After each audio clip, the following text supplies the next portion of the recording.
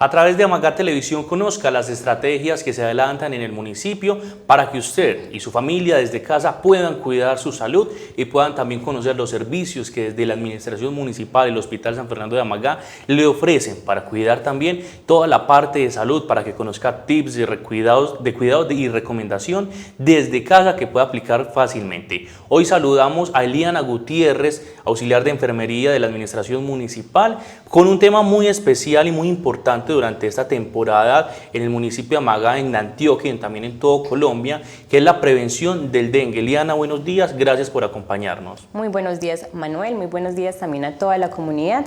Como nos comentabas, en este caso con un tema que suele ser muy conocido, pero que en realidad es muy importante que por estas épocas de lluvia, que por estas épocas de aumento de casos de dengue, tengamos muy en cuenta cómo podemos identificar desde casa todos los signos, todos los síntomas y lo más importante, cómo se puede prevenir. Así es, Eliana. Una pregunta muy importante antes de iniciar y es, ¿por qué hablar de la prevención del dengue en nuestro contexto, en nuestro territorio? Listo, resulta que en este momento, si hablamos a nivel nacional, hay un aumento de casos de dengue que se han presentado durante este año por los cambios climáticos principalmente.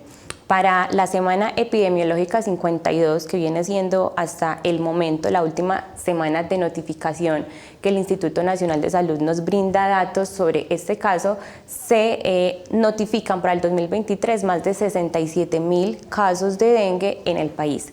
Entonces, en realidad las tasas están aumentando y aunque para el día de hoy no tenemos casos confirmados de dengue en el municipio, es muy importante que sigamos preveniendo que se puedan causar.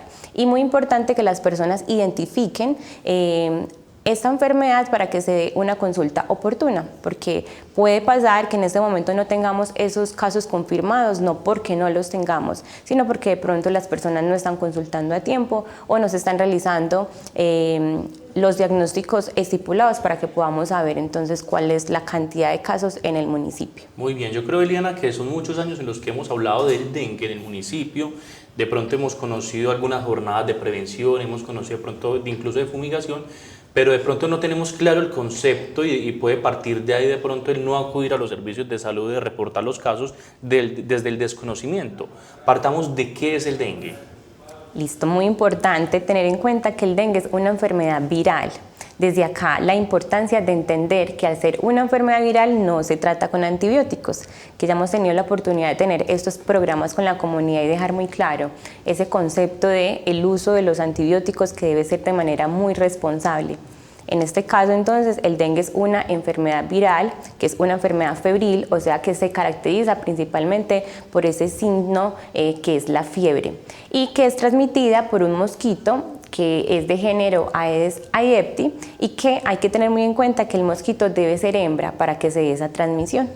Bueno, muy importante esto y que además una hembra en un día puede poner alrededor de 400 huevos, es decir que un solo mosquito que esté con el dengue puede transmitir mucho, puede crear una familia muy grande por decirlo así. Una duda y es de pronto nosotros no somos un territorio en el que tenemos actividades de prevención y de cuidado comunes y de limpieza en las casas, y limpieza me refiero por ejemplo a los patios, a los solares que son muy comunes en el municipio de Amagá. ¿En estos lugares se puede encontrar el dengue? Claro que sí. Ahorita mencionabas el tema de la fumigación y muchas personas consideran que cuando hay mucho zancudito o mucho mosquito por ahí cerca, la solución es fumigar. Pero ¿qué estamos haciendo con la fumigación? Simplemente terminar con los mosquitos que están en el aire. Pero ¿qué pasa entonces con esas larvas, con esos huevos que se están generando en nuestro propio hogar y que de ahí van a seguir saliendo todos esos mosquitos? Entonces lo principal es entender que la prevención está desde la casa, porque desde la casa es donde se da la proliferación de este vector. Así es, entonces podemos decir en qué lugares más específicamente de la casa comúnmente podríamos encontrar este mosquito. El mosquito va a hacer esa reproducción en aguas que sean limpias. Pensamos que en aguas sucias, en aguas que están acumuladas por mucho tiempo, se va a dar esa transmisión o ese crecimiento, pero en realidad es en aguas limpias. Por lo tanto, las pocetas de la casa o los tanques de la casa son uno de los principales lugares donde se da esa proliferación. La recomendación, ¿cuál es? El lavado, que no pase de una semana de estos lugares donde tenemos aguas limpias. ¿Qué es lo ideal? Que cuando se lave no sea simplemente vaciar el tanque, sino que hacer un lavado de las paredes con jabón para que esos huevitos que no logramos ver a simple vista también los podamos eliminar. Ahora, en el sector de los solares, en el sector de los patios, si tenemos cualquier tipo de tarro, vasija, balde, juguete, donde se pueda acumular el agua lluvia, también va a ser un sector donde se pueda dar la proliferación de ese mosquito. Las canaletas, que es algo en lo que no pensamos mucho, cuando están taponaditas se va a acumular también esa agua lluvia que va a generar la proliferación del mosquito. Bueno, de pronto nosotros estamos muy comunes o muy dados a que tenemos un síntoma, una fiebre, un resfriado y podemos decir es fiebre, es una gripa que me dio, es una virosis que está dando muy normalmente en todo el municipio y no consultamos, de pronto con acetaminofén nos quedamos en la casa, pero ¿cuáles son esos síntomas con los cuales yo me tendría que empezar a preocupar y con los cuales ya tendría que empezar a acudir a unos servicios de salud? Bueno, al ser una enfermedad febril, el principal signo va a ser la fiebre, ¿cierto? Y tener muy en cuenta en la familia que la fiebre no se identifica palpando la cara, palpando el cuello, sino con un termómetro en casa, ¿cierto? Y son fiebres que son muy altas, que normalmente aumentan los 38 grados centígrados. También se caracteriza por el dolor de cabeza, que es muy fuerte, pero lo identificamos porque el dolor es principalmente en la zona de los ojos. Entonces se puede decir que así se parece una migraña, pero esa migraña no se acompaña, por ejemplo, de la fiebre. Y también es muy característico el malestar general que provoca, entonces da mucho dolor en los músculos, mucho dolor en las articulaciones y se acompaña de algo que sería el vómito y la diarrea que causa una de las complicaciones del dengue, que sería la deshidratación y que es principalmente cómo se trata el dengue, tratar esa deshidratación que se le puede causar al paciente. Yo identifico estos síntomas y tengo de pronto la intuición de que puede ser dengue. ¿Qué debo hacer? Lo ideal sería consultar. Hay que tener muy en cuenta que una persona que presenta dengue puede ser desde asintomática hasta presentar signos y síntomas que sean en realidad graves. Un dengue con síntomas que sean leves puede pasarse en casa con acetaminofén y con hidratación.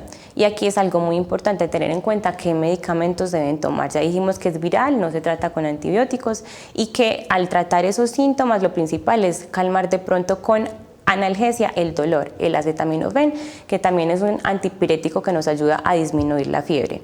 Y esas cositas que hacemos en casa también para disminuir la fiebre, como el uso de medias frías o de compresas frías, de bañitos que ayuden como a controlar esa temperatura. Hay dos factores muy importantes, Eliana, que usted nombra y es el primero, hidratación, y el segundo, actividades que normalmente hacemos en casa como los pañitos. Pero de pronto dentro del contexto es normal escuchar de pronto, bueno, si tiene dengue, tome jugo de guayaba, que eso le puede ayudar. ¿Cómo puedo hidratar y qué son esas bebidas que yo puedo tomar para hidratar mi cuerpo y qué sí me puede servir? Listo. El proceso de deshidratación se da principalmente con la fiebre, con el vómito y con la diarrea, y en ese proceso vamos a perder electrolitos y muchos minerales que tenemos en nuestro cuerpo que son muy necesarios, ¿cierto? Lo ideal es que sean bebidas de hidratación. Lo que conocemos como los energizantes o el Gatorade no son bebidas que se deben utilizar en este caso para la enfermedad, porque son bebidas con alta cantidad de azúcares y de pronto son de hidratación para deportistas, pero no para una enfermedad. Lo ideal es que sea un suero. Son sueros que se pueden conseguir en farmacia o suero casero que se puede realizar desde la casa, que lo ideal es entender también cómo se realiza. Vamos precisamente a eso. ¿Cómo puedo hacer yo un suero en casa que de pronto no me pueda generar perjuicio en vez de beneficio?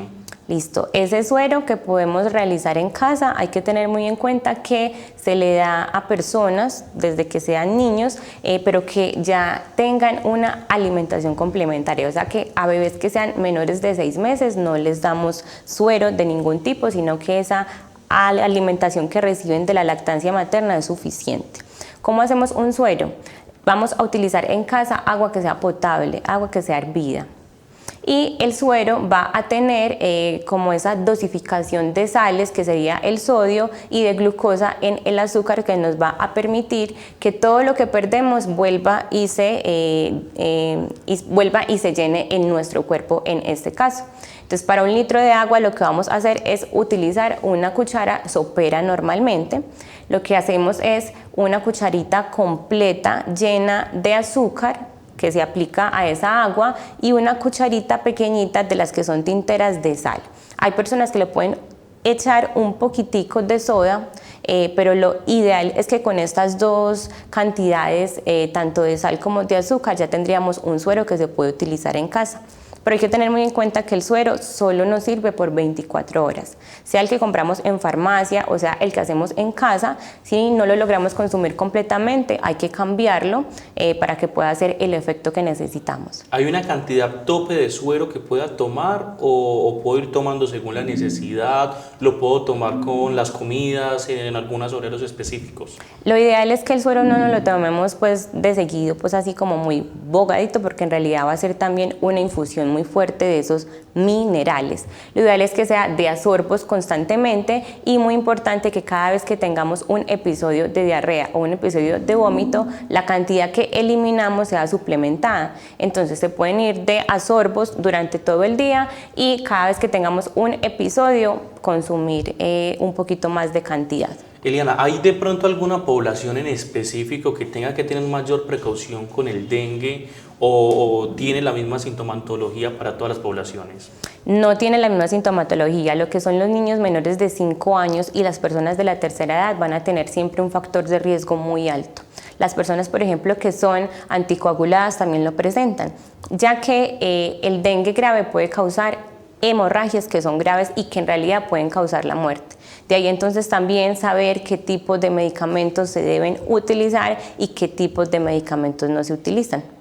Ahí de pronto el síntoma normal puede ser entonces la fiebre, el vómito, la diarrea, pero empiezo yo a identificar de pronto un factor diferente en estos síntomas, como de pronto sangrado, como de pronto un color diferente, un olor diferente al normal. ¿Me tengo que preocupar? Claro que sí, ahí es donde hay que identificar lo que son los signos y los síntomas de gravedad. Por ejemplo, ya hablábamos que es muy característica la fiebre, pero si es una fiebre mayor de 38 grados, que no disminuye con ninguno de los medios que ya mencionamos, hay que ir por urgencias. Un síntoma también muy específico de dengue grave sería el dolor abdominal, que es muy fuerte y que no para. Porque como ya hablábamos que puede haber un dengue hemorrágico, esos sangrados, aunque pueden ser visibles, que se presente sangrado en las encías, sangrado por la nariz, sangrado por los oídos, también puede presentar sangrados internos que los identificaríamos con un dolor abdominal muy fuerte.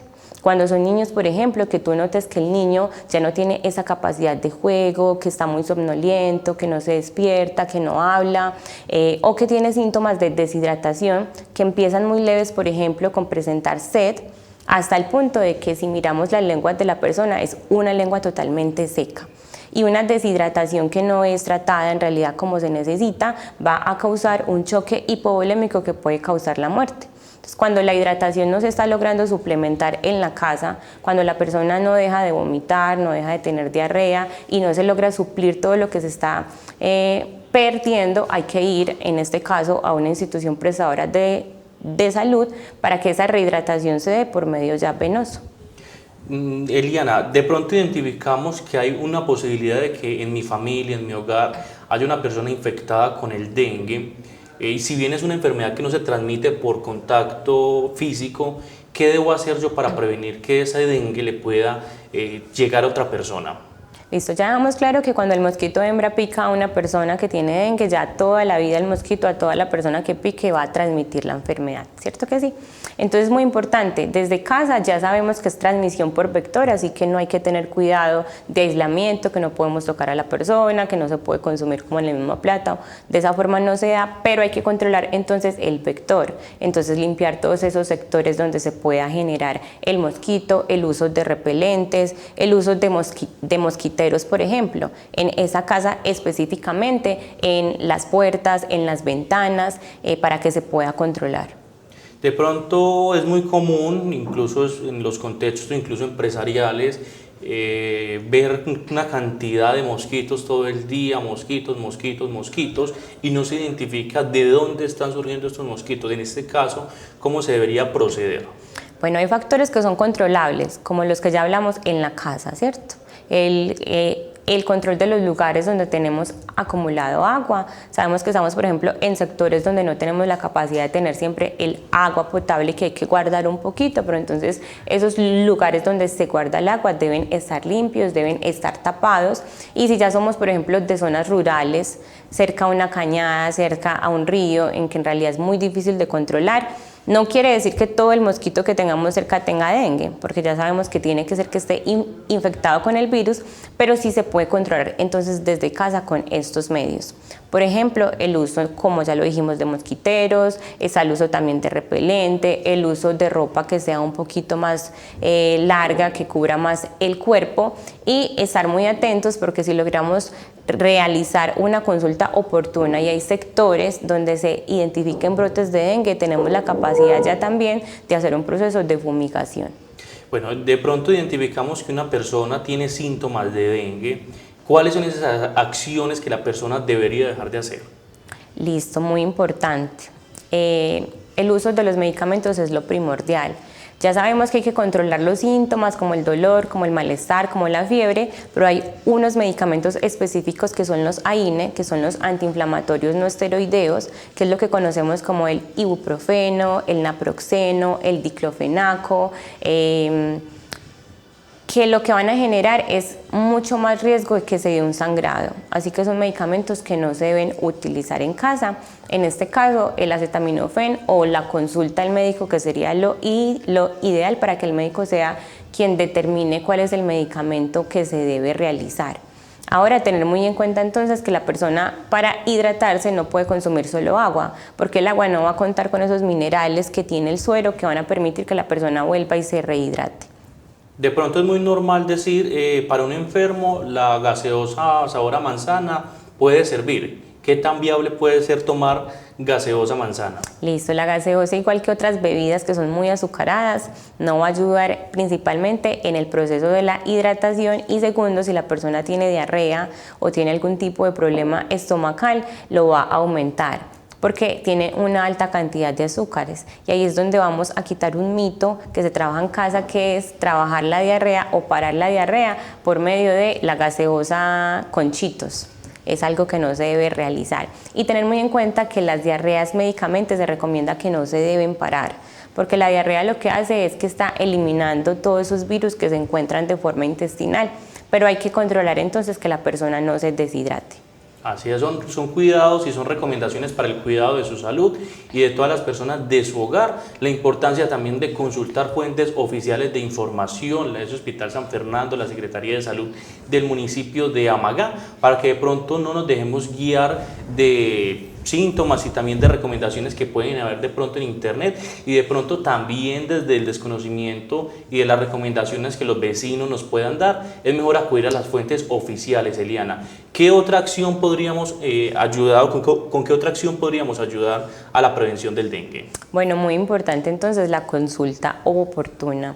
Tenemos muchos casos, por ejemplo, en el municipio, que con un diagnóstico clínico, cuando el médico dice tiene todos los síntomas que son particulares, y uno del que no hablé porque no se presenta en toda la población, es un sarpullido que presenta la persona por todo el cuerpo. Cuando el médico identifica esos síntomas y dice lo más probable es que tenga dengue, también es una enfermedad que debe ser notificada o confirmada por un laboratorio, ¿cierto? Entonces, cuando muchas personas ya consultan al médico, ya tienen el diagnóstico clínico, el médico les manda un tratamiento y se sienten mejor, ya no acuden a hacerse la prueba confirmatoria y no nos estamos dando cuenta en realidad qué está pasando con todos esos casos. Así que es muy importante controlar en casa esos lugares donde se acumula el agua, los residuos, cuando tenemos llantas, por ejemplo, en los solares. Estas llantas que acumulan también agua, hay que hacerles roticos o hay que llenarlas de algún material que permita que no se acumule, para ser muy juiciosos en ese sentido. Así. Una pregunta importante que nos llega y es: una persona con una enfermedad huérfana, ¿qué tal puede influir el dengue precisamente con esta enfermedad? Bueno, hay que tener en cuenta que una persona con una enfermedad huérfana tiene su sistema inmunológico mucho más débil que una persona normal, y eso es un factor de riesgo para muchas enfermedades, como otras enfermedades que también generen ese bajón o esa supresión en las personas. Un cáncer, un VIH o una enfermedad de este tipo puede generar entonces más riesgo porque el cuerpo no tiene la capacidad de combatir en este caso la enfermedad y el virus. Así que las personas que tengan factores de riesgo hay que tener muy en cuenta que hay que estar muy pendientes de todos los signos y los síntomas de alarma para consultar a tiempo y que no se vaya a generar en este caso un dengue grave que pueda provocar la muerte.